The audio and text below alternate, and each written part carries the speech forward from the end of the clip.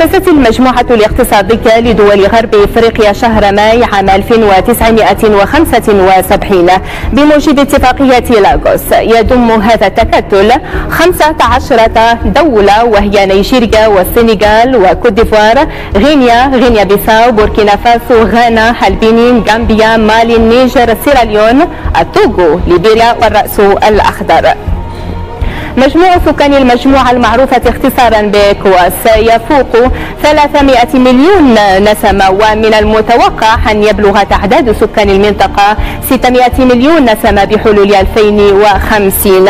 مساحتها الإجمالية تصل إلى نحو 5,100,000 كيلومتر مربع. أما اللغات المعتمدة فهي الإنجليزية والفرنسية والبرتغالية.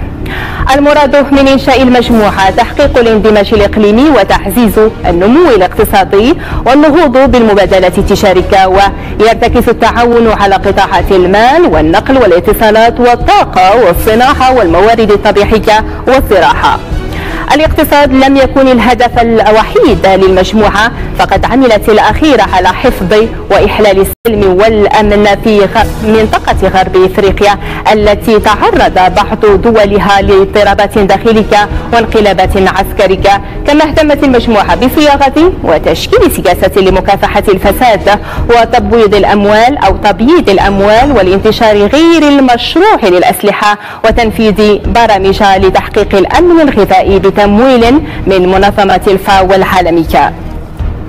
بين المغرب ودول هذه المنطقة علاقة سياسية واقتصادية وتاريخية ودينية لا تخطئها العين.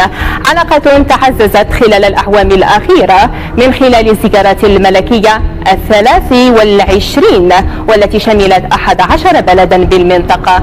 زيارات أبرمت خلالها مئات الاتفاقيات أعطت دفعة قوية للتعاون الثنائي مع بلدان المنظمة. حضور جعل المغرب أول مستثمر في غرب إفريقيا وثاني مستثمر في القارة السمراء.